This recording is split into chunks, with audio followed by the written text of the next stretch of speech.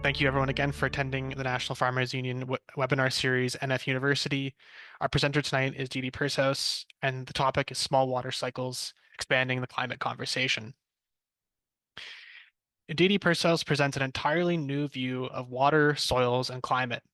You will learn how the living matrix of a soil sponge is foundational to making life on Earth possible, and how the work of other species creates our climate and weather. We can address many of our major challenges in the agricultural sector through simple changes in land management in collaboration with the essential workforce of plants, animals, insects, fungi, and microbes. Managing land in ways that restore nature's soil sponge and diverse vegetation can provide many interrelated benefits, such as increased resilience to flood and drought, reduction of wildfire risk, and increased habitat and biodiversity. It can also result in healthier crops, animals, and humans and thriving local economies. And our presenter today, Didi Pershouse, is the author of The Ecology of Care, Medicine, Agriculture, Money, and the Quiet Power of Human and Microbial Communities, and Understanding Soil Health and Watershed Function. She teaches participatory workshops, both in person and online, helping to show the nested relationships between soil health, human health, and water cycles and climate resiliency. She is the founder of the Land and Leadership Initiative and the Center for Sustainable Medicine, and a co-founder of the Can We Rehydrate California initiative. She's an independent trainer and curriculum developer for the UN Food and Agriculture Organization Farmer Field School Program and the Andhra Pradesh Community Managed Natural Farming Initiative in India. She was one of 5 speakers at the United Nations Food and Agriculture Organization World Soil Day in 2017. Thank you so much for taking the time to speak to the NFU tonight, Didi. I will unshare my screen and pass it over to you. Thank you so much, and thanks, Torsten, for connecting us. Uh, I have a really special place in my heart for Canadian farmers because this aspect of my work really started in Saskatchewan and continued up in a tour of northern Alberta to all the ag research stations, and also I was there for the first couple of the symposia in Montreal, which is just north of me here, the Living Soil Symposium. So, but that first trip to Saskatchewan, I'll make a little mention of that. It was really a game changer for me. That seeing people who had transformed land in southeastern Saskatchewan, some of whom you probably know, a few of you, and I'm saying hi to Larry right here, was a really key a key time in my life where I had been working for a number of years on a book called The Ecology of Care, and had been trying to figure out how we could shift our healthcare system to something more sustainable. And I was looking at it very much through the carbon window of climate change. Well, first I was looking at it through the kind of peak oil. And then we had this terrible flooding in Vermont. I live in Vermont in the USA, northeastern corner, just below Quebec. And we had terrible flooding in 2011 that washed out, I think, 500 miles of roads and hundreds of bridges. And I started to understand that the way that climate was going to be experienced where we are was through the water cycle.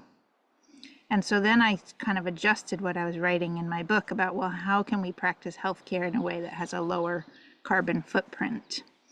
And I was at that time working myself as an acupuncturist and holistic healthcare provider. So I was good, right?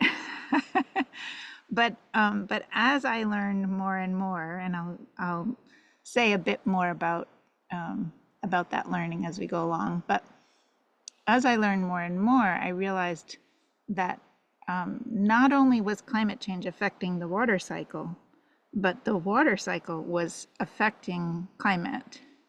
And it's a very, and I don't mean that in the sense of that some people are saying, oh, climate change doesn't exist because it's just that, it's just a an issue with atmospheric water has always been the biggest climate driver, and CO2 doesn't matter, et cetera. It's not that. It's that there are two whole legs of climate that that we've only been really looking at one. So we'll get into that more. But that, as soon as I understood that soils could store carbon, back when I was just looking at carbon, I tried to figure out where can I learn more about this. And I ran into someone named Peter Donovan at our Organic Farming Association conference.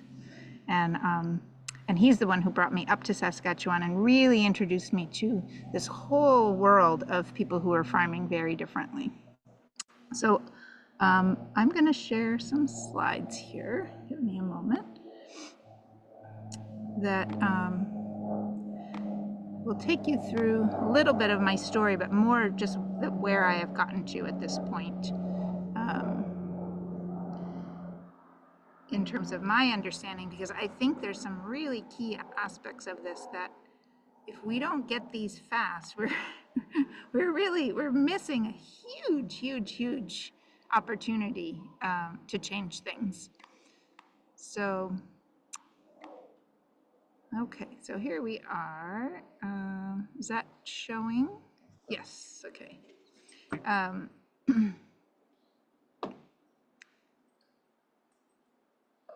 Okay. So Peter Donovan was traveling throughout North America, through the US and Canada, in this school bus, doing something called the Soil Carbon Challenge. And he had started with a friend something called the Soil Carbon Coalition. And he'd sold all his belongings, moved into the bus, and I started going out and meeting him in various places so that we could monitor water infiltration, soil carbon, bulk density of soils or how fluffy they are, biodiversity on the surface, and also meet with the farmers and ranchers who were farming in very new or old ways, depending on how you look at it, to figure out what was changing over time in their land. And the very first place we went, that I went with him, was to southeastern Saskatchewan in 2014. And there had just been these tremendous floods there. And in the fields, in the agricultural fields where we were, they had stayed flooded, and everything was just rotting in the fields. And people were digging ditches to try to get the water off of their land and sending it onto their neighbors' land. So there were fights breaking out about where the water was going. But meanwhile, Blaine Jerdis over here had converted his agricultural cropland into a grazing system using holistic decision making, and they did not experience any of that water sitting on the land. It had all soaked in, infiltrated down into the soil, or what I now call the soil sponge. And this is what happens when you manage land in such a way that it has diversity on the surface, when you stop tilling, when you stop using so many chemicals, particularly if you can integrate animals in various ways, you start to get a much spongier soil. Neil Dennis, some of you probably knew, never read a book after age 10, but was probably one of the smartest men in Canada. Who was a brilliant holistic manager in terms of figuring out ways to get just tremendous amounts of animal impact on the land with great effect. Ralph and Linda Corcoran, they were the ones teaching holistic management in this area. They, in many ways, probably won the Soil Carbon Challenge by the amount of carbon that was being put from the plants and the microbes and the fungi into their soils. Yeah, they were teaching all of their support group how to do this as well. And that was one of the things that I saw, was people meeting for years on end every month, getting together, teaching, learning from each other, helping each other if the cows got out, talking through family difficulties, etc., really working together as a long-term community of learners and practitioners, and keeping on bringing more people into that circle. And I actually think, I could practically end there, because I think that's what we need to do, is to learn how to observe the land, to monitor our successes, and to help each other out and be a community. And if we if we did that, I think many things would change. So when we taught workshops as we were traveling, Peter would typically show how to monitor and test for soil carbon. And then he'd ask me to show the water infiltration part. So I always had the conversations around water infiltration ring. And what I found was that those conversations were fascinating. I'm a water person. Carbon is kind of a thing on the periodic table, but everybody knows how to talk about water, and not realizing that carbon really is life. And so it helped me bring my interest in water and rivers and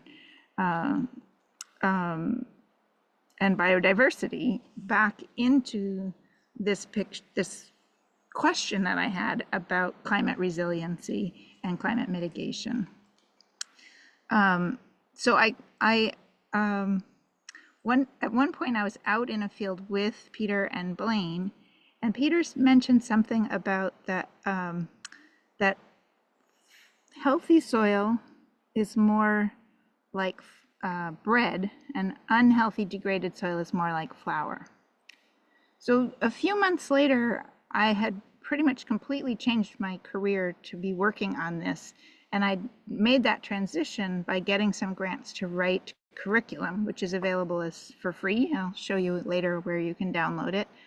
And I developed that curriculum by working in high school classrooms and at farming conferences, et cetera, and trying to find efficient, effective ways to get these concepts across about soil structure and water, and how land works as a whole. So this little demonstration, based on that comment by Peter out in a field in Saskatchewan, has been all around the world. I was in India in 2019, and there were a group of farmers doing this for me in Telugu, the language Telugu. I couldn't understand a word, but we all knew what we were talking about. And it's really fun to see it spreading, because I actually think this is one of the best ways to explain things, because I've been able to do it with kindergartners, I've been able to do it at the UN, I've been able to do it with farmers and insurance people, and everybody gets it. So here's, and I invite you to do it at the next dinner party you're at, just to get the conversation going. Even if you don't remember anything other than healthy soil is more like bread, unhealthy soil is more like flour, and you pour some water on it, it'll be very obvious. Okay, so we think about this as just the sand, silt, and clay that is the substrate of all soils, little broken down rocks. And first of all, if we pick this up and blew on it, that's what happens when the wind blows on unaggregated soil or unhealthy degraded soil, is that it'll blow away. But if we take a cup and poke some holes in it, make a rain cloud, and then invite somebody to rain on this landscape, we see what happens when it rains on soil that is not aggregated, that is not held together, doesn't have any structural or functional integrity. And we all know this because we see it all the time, but we don't necessarily know that there are options, right? So what happens is the same thing that happens if you're starting to bake a cake or something and you pour that liquid on the flour, is that sorry, let me get back to there. It doesn't soak in, right? It runs off, it pools on the surface, it creates a kind of a sticky sealed thing on the surface if you put this out in the sun, or if your field is out in the sun after a rainstorm that has moved all these little silt particles around, especially after you've been out tilling. These all seal off and you end up with a sealed soil surface. If your somewhere with a very, very steep landscape like Haiti or California or whatever, these are the landslides that are taking houses, etc., down hills. We have put just like a quarter of an inch of water on here, and we already have flooding.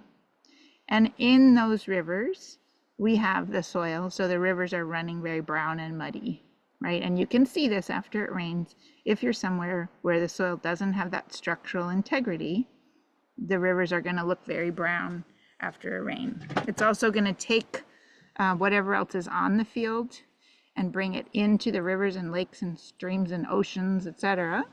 And then you're going to end up with algae blooms, etc., and eutrophication. So and whatever else is there, right? I mean, it could be petroleum, it could be other things that are on the surface that we don't want, or pesticides that are now going in and harming aquatic life. Okay, so that's what happens when we have degraded soil. So let's skip ahead here a little. What do you have to do to turn to turn flour into bread? You add microbes, right? You add life to it. And the life takes those little particles and structures them into something that now has space in it. And we'll look at some real examples of this. This obviously is just a metaphor. But what happens when we rain on this landscape? That rain soaks in. Nothing is eroding. There's no landslides. It's taking it right down in where the plant roots can use it. And when I do this in person, I'll usually put some vegetation on here, poke some things in, put a little dead plant matter on there, some litter, because all of that life underground that builds this soil sponge needs both living plants and dead plants for food. What's happening now? We've put about 8 times as much water on here as this side, and we're starting to see the water again. But where is that water if this is an actual landscape? It's down in the water table. This is now groundwater. And eventually, somewhere, it's going to start popping up as little springs. It's going to start refilling the rivers and the lakes from the sides and from the bottoms, the spring-fed water, right? And that water is clean and clear. It's been remineralized. The life in the soil over time is going to break down any like petroleum or other things back into their little carbons. Instead of just them being long chains, they'll be short, much more easy for life to deal with. And we're going to have a much longer green growing season here if you are getting seasonal rains, because you have water at the root zone for plant growth and for plant transpiration. Not having flooding here because it's all soaking into the soil, or if you're having flooding, you're having way less. Not having drought here because you have this water down here protected from evaporation. Each time it rains, the surface is open. The pores are staying open because it has that structural and functional integrity. If you blow on this, a big wind comes along, no, soil's not going anywhere. We're keeping all of this soil on the farm. So anyway, I invite you to try this at your next dinner party. It's a great conversation starter. And this is what we're actually talking about. This weird little blob is the thing that I think can really save us. These are those little particles of sand, silt, and clay. This is a microscope photograph by my friend Phil Lee in Australia, who's part of Regenerate Earth, an organization there. These are the mycorrhizal fungi. They're little hyphae or strings that hold things together. This is a bit of a plant root. And these mycorrhizal fungi, these grow right into the root or right out of the root.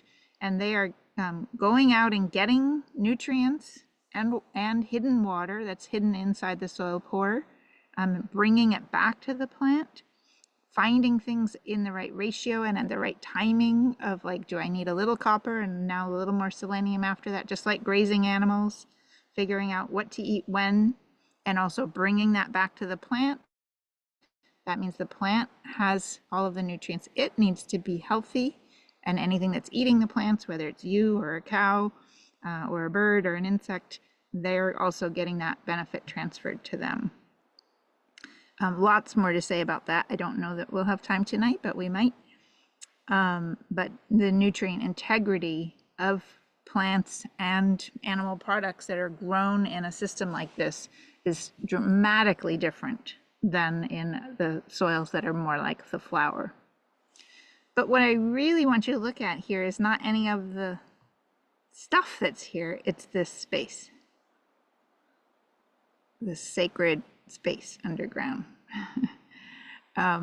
This is where water can be held and also where air can be held, right? And life needs air, and life needs water, and life needs these nutrients in order to survive.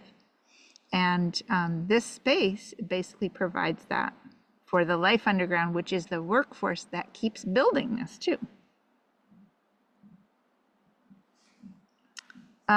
If you didn't believe the bread and flour thing, here's another example. So this is a rainfall simulator.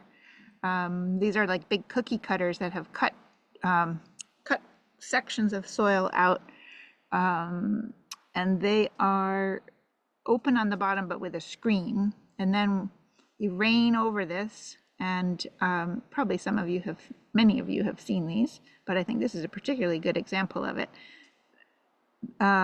And these jars are collecting the infiltrated water that soaks into the soil, and these ones in the front are collecting the runoff because it's tilted a bit. So what we're seeing here is 5 samples that are actually from the same farm, same soil type. So this is not about the ratio of the sand, silt, and clay like you learned in the ag classroom, right? That with soils that are all the same type, you can change the amount of water that those soils can hold, and you can change the amount of runoff that's happening by the way that you manage the soil surface. And what this means is that you can manage flooding and drought by the way that you manage the soil surface. We can change the cleanliness of our rivers. We can change the depth of our groundwater, of our well recharge. All of that we can change by how we manage the soil surface. So here, there's been heavy tillage, there's been a lot of chemicals, there's been a monoculture, there's been bare soils in between, so no cover cropping, no animals integrated in through manure or grazing or anything else. And what do we have? We have not a drop has soaked in. It has all run off, and it's taken a pretty substantial amount of soil with it. I mean, would you drink this? I would not. And if you flip this over, a big cloud of dry soil will come up. So it doesn't even get to the bottom of this like 2-inch pan. As we go to the left here, there's more and more of the soil health principles that are being involved here. So I don't know which order these are in exactly, but you can see with your eyes that probably this is more like a no-till field. This now we've got some litter, plant litter on the top that's being left to protect the soil surface, a really key piece of it. We're using less and less nitrogen and other pesticides as we go left, and then more diversity. And here, this is kind of like that first picture I showed you from Saskatchewan, where the farms that were doing more cropping systems versus grazing systems are going to have a really different effect in terms of flooding, right? So now over here, look, this one soaking in all the water, nothing running off, and this is clear and clean. I would drink this water. There's also kind of an interesting thing between these two. This one looks like it's got a little bit more in it. And I like to think of, it's very easy to understand the soil sponge when you think about house plants. You know how some houseplants, you water them and it's like over here, it's like it spills over the top, right? And they're still dry and you have to soak them to get them wet. And then there's some houseplants, like I would say this is a little bit more like that, where it soaks in, but it just kind of goes whoosh, it all goes through, and the plant the pot isn't very heavy after you've watered it. So here I think more water has actually infiltrated, but maybe this is a bit of a sandy soil, and you actually need more life in the soil that holds that water. And this one I think would be much heavier if these were houseplants than this, because it's some of the water that we poured in here is still in here. All right, so this over here is another way of looking at this, and then something that you can go outside and test today. Just take any kind of a jar, any kind of a screen or an onion bag, something that's fairly small mesh, but not too small, and get a clump of soil just below the surface from a place that seems like it's got a lot of diversity, not disturbed, maybe under a head, like under a fence line. And then another one that's in a place that's been heavily disturbed, it's had a lot of chemicals, or that's bare soil, or you've had a lot of tillage. Try it and see what happens. What we're seeing here is that the slimes and glues of life, or the snot slimes and glues of life, as Elaine Ingham likes to say, those have dried and have held those little sand, silt, and clay particles together. And even if this falls through and falls to the bottom, the water's going to stay clean and clear. If you think of, in the morning you make some scrambled eggs, and you whip the eggs in a bowl, and then you're in a rush because the cows are out or the tractor's broken, and you leave it in the sink or next to the sink. You don't put any water in it, and you come back later that night and you try to clean that bowl. It's very hard, right? Dried slimes, dried biological slimes, are very water resistant. Same thing, you blow your nose in a handkerchief, throw it in the laundry pile, you don't do laundry for 2 weeks. It's very hard to clean it off, right? So any of these biological slimes are going to be water resistant. So a soil sponge is something that is both accepting of water in terms of its porosity and resistant to water when you get a big rain. So that's where we get the structural and functional integrity. This one, it just falls apart and the water itself is cloudy. Don't confuse this with, if you've taken like compost classes, don't confuse this with the color of water from compost. Compost is not soil. It does not have all of those sand, silt, and clay particles in it. Different thing.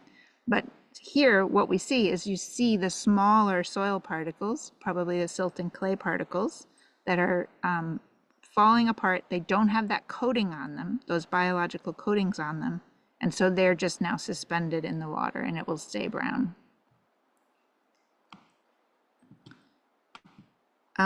Okay, so yeah, we've already talked about those water events. Oh, let's see, there we go. Wind events, right? So that plate of flour is going to blow away, the bread is not. So that improves air quality. And also, and this is important for Canada, right? If those soils are blowing and they land on snowfields or on glaciers, then what happens? Then it's going to melt much more quickly, especially as it gets warmer. And what you're going to do is, what's going to happen is you get a big flood of water as soon as it warms up, and then you don't have that long seasonal stream flow down into the valleys. So then you get flooding and drought from snowmelt, in addition to the flooding and drought that you're getting down in the valley from not managing the soil surface well. The albedo here, when snowfields are white, they're reflecting heat also back into space. And when they're darker, because they have soils on them or because they've melted quickly, there's less reflectivity. So that's also warming up the air. This space underground means that it's a lot easier for plant roots to grow and for the fungal hyphae to explore. We talked about the nutrient integrity of the plants improving, which improves the health of all of life. But also, it's like insulation. You know, if you think about a wool sweater or wool blanket or insulation in your house walls, it's got pore space in there. It's got that extra airspace, and that means that the temperature is going to change more slowly. So when you think about temperature underground, we'll look at that in a minute, but in terms of the heat, but also in terms of freezing, that this is beneficial to have this layer of insulation at the soil surface. And it's basically a habitat or climate for the whole big life, that is underground, right? And there's a lot of things that live underground. It's not just plant roots down there. There are microbes, there are fungi, but there are also spiders and worms and gophers and small mammals and all kinds of snakes and all kinds of things that need a space that has structural integrity, that isn't going to collapse, that has air, that has pockets of water. So there's habitat basically underground. And then soaks up rain, filters water, reduces the risk of flood, drought, fire. We'll talk about just a moment. And it stores water underground for plant growth. And we'll talk about transpiration in a minute too, for photosynthesis and transpiration. But because of that kickstarts the water cycle and the carbon cycle and climate regulation on land, because you need water underground for photosynthesis to happen. And photosynthesis is taking CO2 out of the air, right? Bringing water up from underground, using solar energy from the sun to create life, create all of life, even in the oceans. And that's how we regulate the CO2 balance, is that life is made up of carbon. When you think about, again, a house plant or something like that, it doesn't use up soil over the years. Very, very, very little. That's just the little minerals. What it uses is a lot of water and a lot of air over time. So we're mostly water and carbon in our bodies, and that's the same for plants. Let's talk a minute about fire, because when you have that water, and know that everywhere in the world it seems we're having these horrendous wildfires, and when we have a wildfire, a lot of the other stuff we're going to talk about tonight gets worse. So it's a problem for the carbon cycle, it's a problem for the water cycle, it's a problem for air quality, it's a problem for water quality, it's a problem for food security, all kinds of things, and habitat. So a lot of the stuff we're worrying about with climate change, fires make worse. So when we have water at the root zone for trees in a forest, or under lawns and gardens in urban areas, the vegetation is way less flammable. There's some little things going around on the internet of people taking, this was after the LA fires, taking same two plants, and one they've been watering and one they've not been watering, and one of them they can't burn it. They light it, whatever, it doesn't burn, and the other one, as soon as they light it, it burns. And we all know that, right? I mean, if you tried camping in the rain. So having that water at the root zone, because of the soil sponge, means that the vegetation is going to be much less flammable. It also means that it's the vegetation, the trees, the plants, the grasses are going to be less disease prone. So there's going to be a lot less dead trees in the forest, and they're going to have less drought stress, which leads to insect infestation, sometimes to fungal problems, to viral things, etc. So having that good soil sponge is also really important for fire protection. I've been talking we have a Rehydrate California group that's been having workshops, and I came up with this phrase of harden the houses, which means making the houses more fireproof, and soften the land. So we need the land to be more spongy and the houses to be more fireproof. Okay, so there we are again. Now maybe you're starting to get a little more respect for this brown blob here. I certainly am. And so let's look at what that means in terms of temperatures. These are in Fahrenheit here, the underground temperature, right? So the soil temperature here, 87 degrees, 107. These are right next to each other, but this is just from having plants on the surface that are helping to shade the surface. But if you had that soil sponge there, right, and you have the insulating value and the shade and the transpiration from the plants, which is helping to keep it cool, this can be much more dramatic. So let's see if this works. Okay. I don't know if you're hearing the sound, but you can see it. And again, vegetated Fahrenheit 82 degrees, which is probably pretty similar to the air temperature. So if I walk over here, where there's no grass and just pine needles,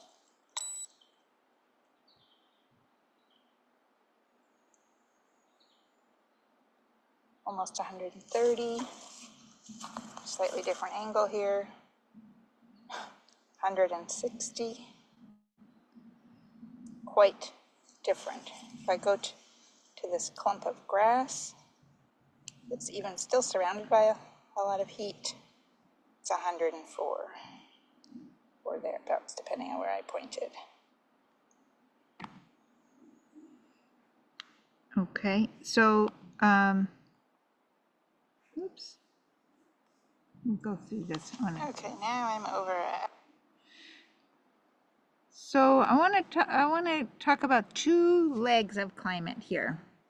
So what we almost always think about is the greenhouse effect, right? And the greenhouse effect, if we think about a pot on a stove, is kind of like the lid. It's what holds the heat in our atmosphere, which is it's not just a layer. It's not really a greenhouse. It is the air right around me is part of the greenhouse.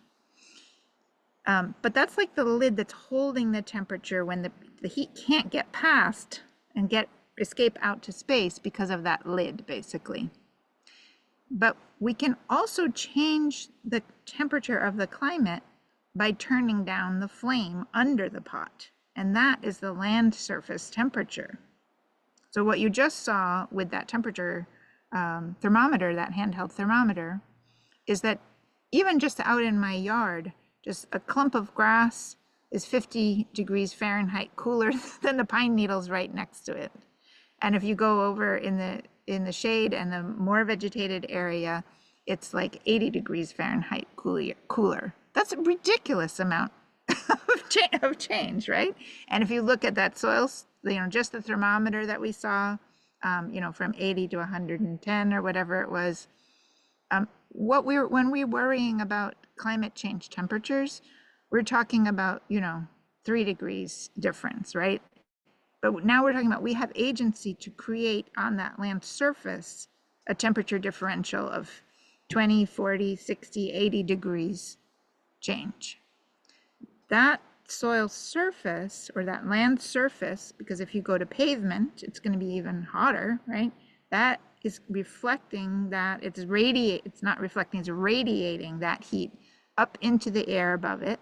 And because of something called the Stefan Boltzmann effect, it's actually much hotter, and we'll let Torsten explain the science of this later, but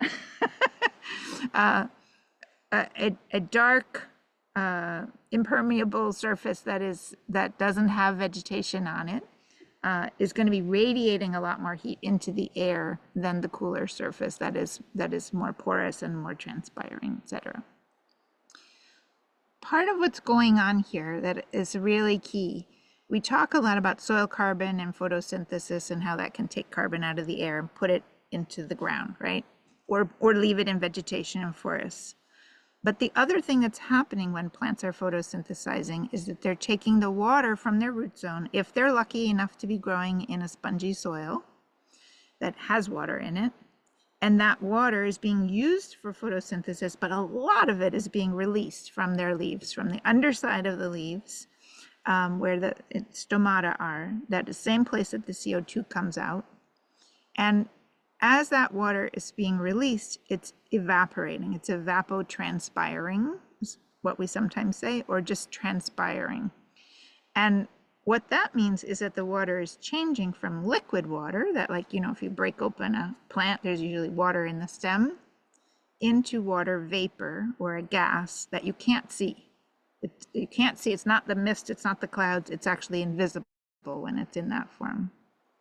And in that form, it is, in order to evaporate, it takes heat either from the surface and or from the air around it to do that reaction. Just like these pots on the stove, if you were to take the lid off, that water that's in the stove that's probably boiling is going to start evaporating into the air around it. And you may hear it trying to evaporate, right, and creating a gas and bubbling and rattling the lid.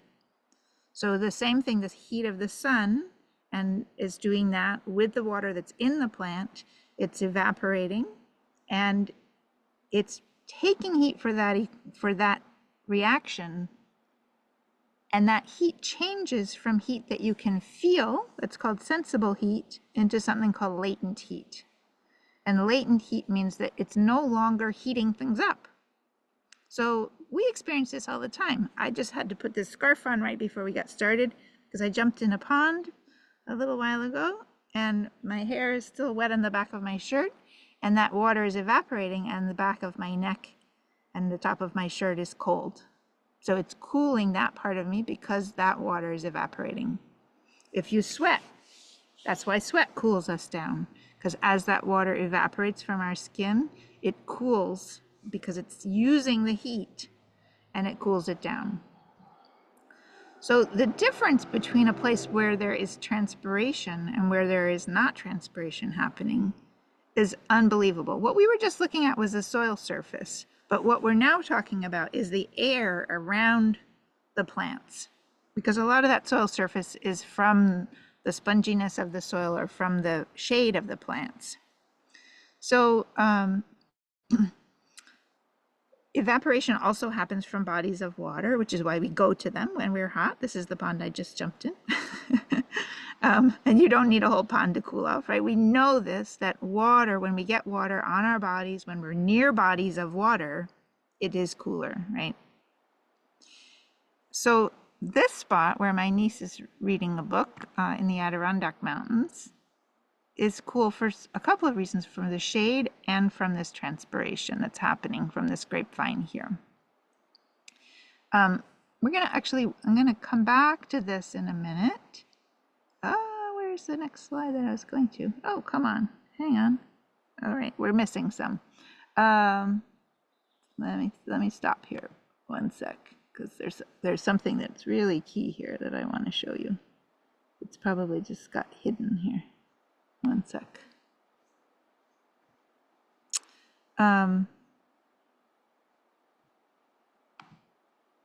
Okay, here we go.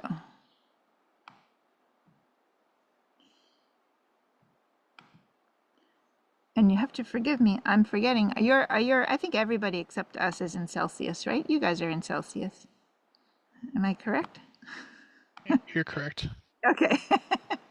Here All right. we're both. Canada is pretty imperial metric. Okay, well, because I have this slide in 2 different ways here, but That's okay. yeah. So, and I'm just going to leave it like this so I can navigate, because this was a little bit out of order here. So this is a really interesting study from Kumar and al, and I have the reference on this on the Fahrenheit slide, I think, the version. Yeah, there's the full name of the study. And but let's go back to this one. So this is the average cooling effect on the air temperature, not the ground temperature, but the air temperature compared to nearby city streets. And look at these top 4 are quite interesting to me. First of all, they're the ones that have the biggest change. This is the range, so sometimes it's even way cooler. But 5 degrees Celsius cooler, the air in a botanical garden, okay, or the air in a wetland, or the air in a rain garden, or next to a green wall. These are all 3 places where you're very likely to have good water at the root zone all the time, right? Because a botanical garden, they're trying to keep these special specimens alive.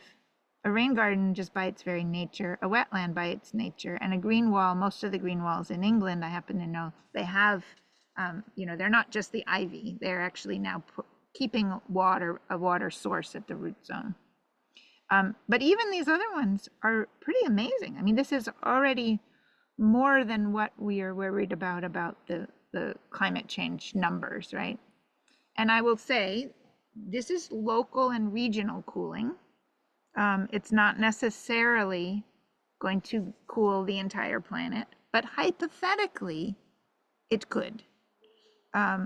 So Walter Jena, who's a scientist that I've worked with a lot from Australia, and down here you can say that these numbers have changed, but the original calculation he did, and you'll probably hear it if you listen to lectures, is that as little as a 5% increase in transpiration through leaf area, acreage, or length of green could hypothetically be enough to quickly and effectively cool the planet through latent heat fluxes, which is what we were just describing, when that sensible heat turns into latent heat, when liquid water turns into water vapor, and that it could offset a 0.6 degrees Celsius increase in our global climate. But then he figured out only 43% of the land is habitable. So if we were to do this, like if humans were going to try to do this, we would have to increase evapotranspiration by 11.6% on the habitable land to offset that. Now, I asked this professor, a friend of mine, who wrote the textbook on environmental biophysics, which is basically what we're describing. I asked him to look at these numbers, and he said, yes, those numbers were correct. But he also said, well, but only about half of that habitable land is agricultural. So if we had a 23% increase in transpiration on agricultural land, that could, in theory, offset that 6-degree climate change increase. But, oops, the global temperature has risen further. So now we have to offset even more. And it's probably risen since I even put this slide together last year. So, but still, the question, how could we get 40% more evapotranspiration on farmland or 20% more overall on habitable land in general? So how can we do this? Grazing land, you see these very patchy grazing land, right? Just having more dense grass there. On lawns, letting them grow twice as tall, you've doubled the amount of transpiration. Bare fields turning into cover crops. Maybe in your garden, you don't cut down the lilies, etc., after they've bloomed. So many different ways, including by growing food in such a way that it deepens the soil sponge. Then you're going to have water at the root zone for longer and more water at the root zone. So much more photosynthesis and transpiration can take place. So then that's another way to do it. So you can deepen it, you can lengthen it, you can make it taller, you can have more complexity in leaf area. When you have a tree, you have all of that leaf area way up in the air in multiple levels. That's all transpiring at once. And they say that, I don't know what a typical tree is, but a typical tree, maybe they're talking about a typical urban tree, is like 2 air conditioners running full time. And those air conditioners are not like the city ones that are in the window that are making the people inside cool and making the poor people outside hotter, which an air conditioner runs just the same way as a tree. It's taking that water and converting it, right?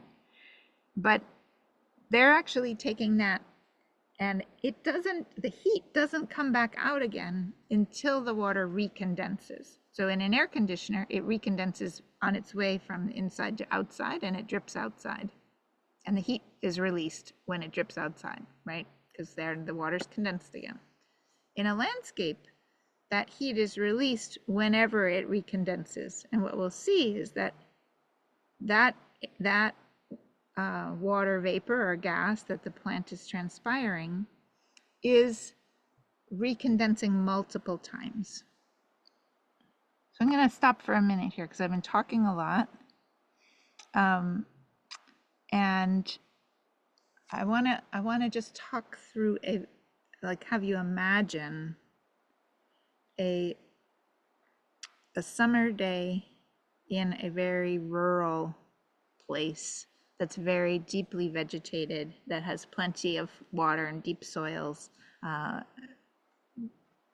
happen to live in a place that's often like that, though sometimes we have droughty summers now. And really changes from like where I am here, kind of up in the hill country, to when I go down into town and it's a lot less vegetation. The temperature is really dramatically different.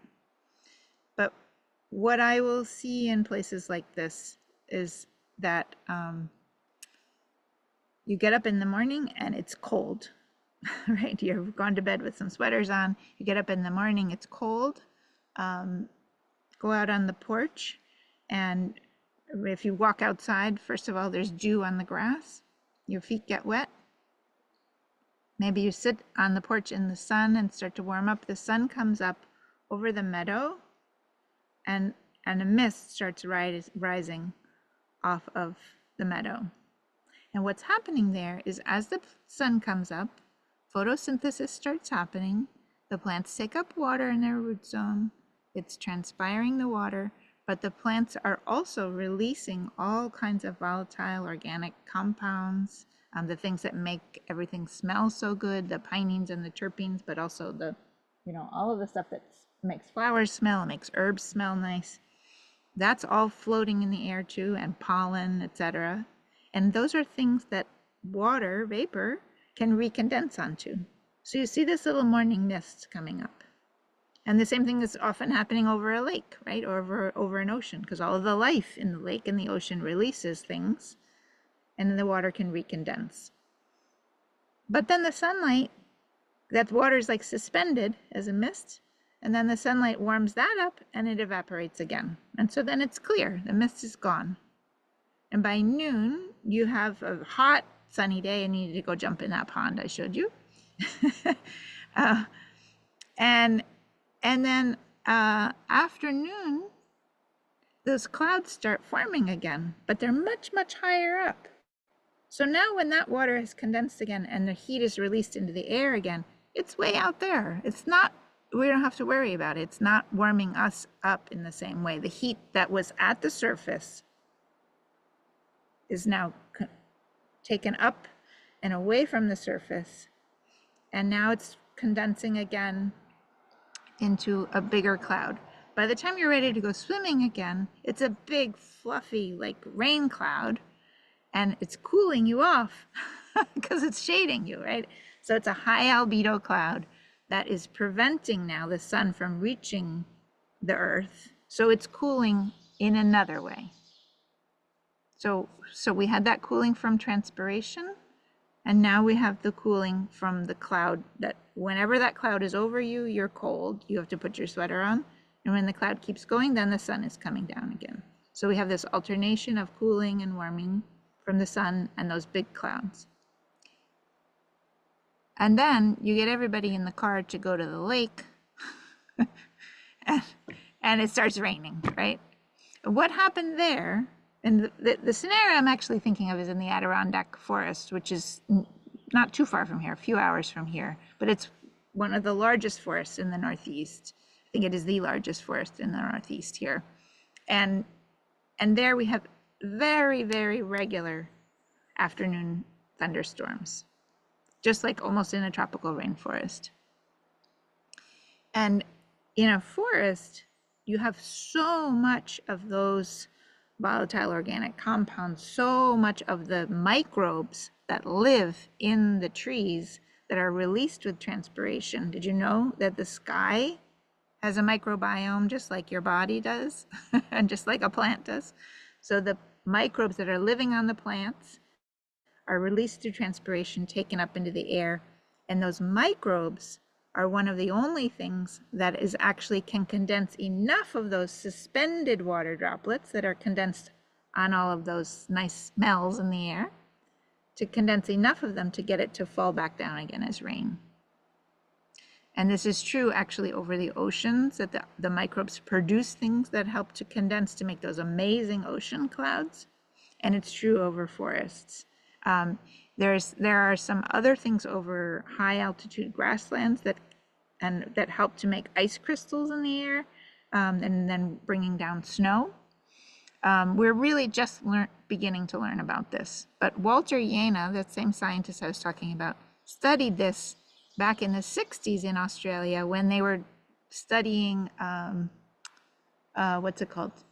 Like rainmaking, but it was studied like for the government for more military purposes, right? So all of that research, we can't look at it, but they found that there were these microbes that live in the air that are also found in the stomata of the leaves of trees where transpiration happens, that when they put them in a cloud chamber or a rain chamber, they were better than anything they had put together chemically to produce rain, these microbes. So fascinating. Okay, so that's part of what we're calling the living climate. So we've got cooling now from transpiration. We've got cooling again as that water sort of recondenses but then evaporates again. And as it keeps moving up in the air, it's bringing that heat from the surface up to the air. Then we have cooling from those big clouds that form. And then when that rain falls back down to earth, then you're refilling the soil sponge and you're having, everything is getting wet and it's evaporating again. So that water is returning to the earth in that way to restart that water cycle.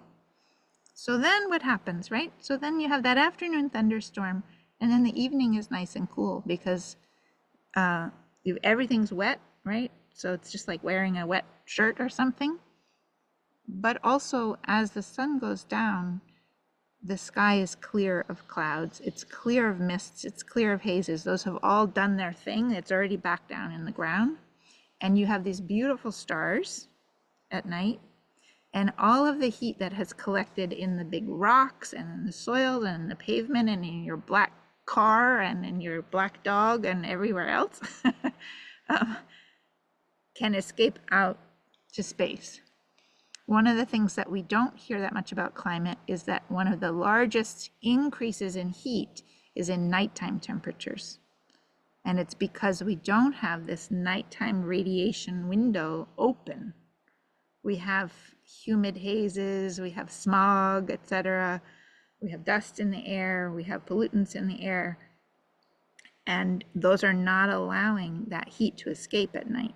But if you have this biotic living climate happening, then at night you have beautiful clear skies, you have stars, and the heat can leave the planet. So there you're taking the lid off the pot in a different way. You don't have to wait for CO2 levels to go down to have heat leave the planet there. And I don't want to anybody get me wrong. I'm not saying that it's not important to address fossil fuel use. There's all kinds of other reasons, including climate, that fossil fuels are problematic in terms of air quality, etc. But what I am saying is that we don't have to wait hundreds or thousands of years for the planet to re-regulate the atmospheric dynamics. We don't have to wait for policy change. We can actually start creating cooling oases right where we are, and we can start cooling our regions, and perhaps we can start cooling the whole climate this way. I see things coming in the chat, but I'm not reading them, so I don't know if there's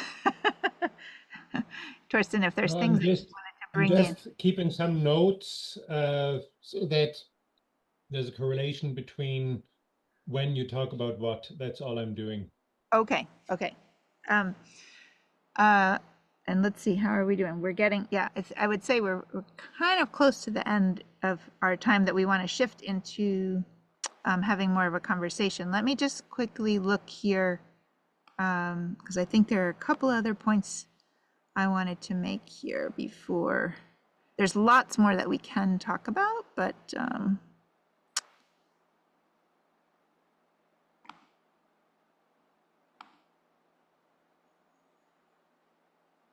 okay, so then the one other, let's just do this little section here. One sec.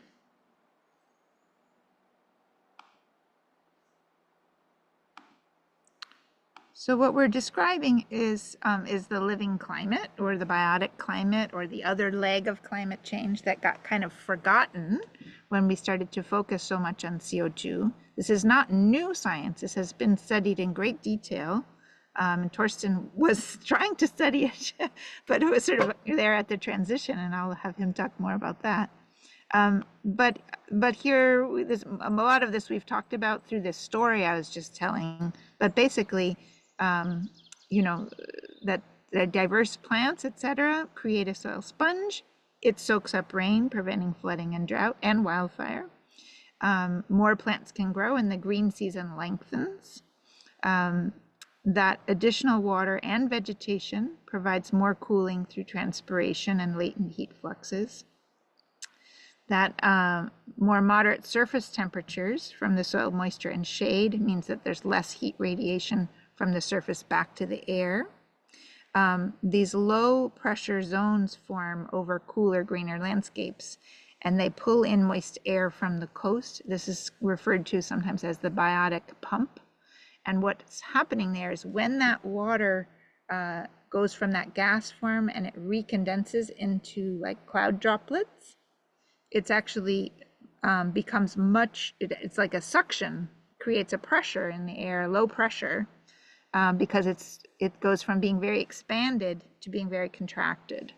And so that creates a vacuum that actually brings that moisture in from the coastal areas into the inland and pulls it across the continent so that rain is spread out much more evenly across the continent. And we don't get these huge storms on the coasts and then drought in the center of the continent. That life in the air, the microbes, etc., provides nuclei that condense the water vapor to create cooling clouds and rain. The humid hazes disperse. The nighttime radiation window reopens. There are cooler nighttime temperatures that allows the heat to escape.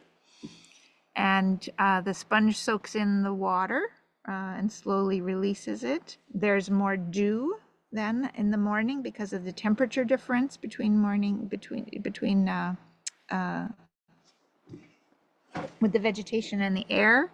And so then we also are getting a second round of evaporation from that dew and more water available for the plants as it drips down. And letting plants grow more for longer grows a deeper soil sponge. And as we repeat that, it just kind of keeps going. So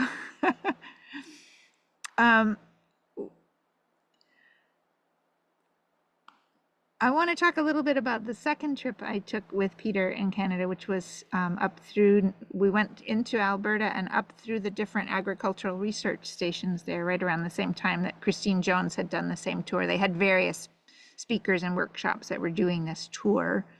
And, this is not unique to Canada, right? This is happening all over the world, these forests being cut. And just a few pictures from what I saw, and then I was looking at the area of like where were these on Google Earth just today, and seeing. I love looking at Google Earth. It's fascinating artwork that has all kinds of meaning in it, right? What you're seeing. Here are some results from the web. For God's sake, okay. The phone is talking to me. What you're seeing here, these are actually the trees piled up here. And what I know in our Northeast is that they're trying to cut our forests to make wood pellets to send to Europe to create, to burn as biofuels, as sustainable fuels, to smelt the precious minerals that were mined in Africa, often by people who should not be in the mines, like small children, to create the solar panels, to get the carbon credits. And here are these solar panels that I was just looking at as examples of solar farms. When I go to Google Earth here's the solar farm. And what is this solar farm powering? Probably it's oil fields. These are all oil. Right? So it's like this. I heat with wood here, right? So I use biofuels. It's not that there's no good use of burning wood. And we can talk about how fire is just photosynthesis in reverse, and so are we. But there's something happening right now where people are trying to do the right thing and they're doing it in all the wrong ways because they don't understand the processes of the living climate. And there's a lot of language that has been that's being used that's very confusing, and I think there's a lot that we need to teach each other and learn from each other about how things work. It's back to that thing I was talking about at the very beginning. It's getting land managers together to observe processes, to measure temperatures, to look at soil structure, to talk about what did you do to get the water to infiltrate faster, etc. And share that knowledge, share what we're learning as we go along, and figure it out. So just in case you're wanting to keep going with this, just an invitation to, let's see, come on. Didi, I was wondering if we could open up to question and Yes, discussion. that's what I was going to. Oh, excellent. If people want to get in touch, and then we're going to open it up to questions. So here's my, my email. You can contact me through either of these. There's email through either of those. And we have a weekly, this was just that there's a weekly group that meets to discuss all of these kinds of things and more. So, and there's my email there. Okay, let's stop there.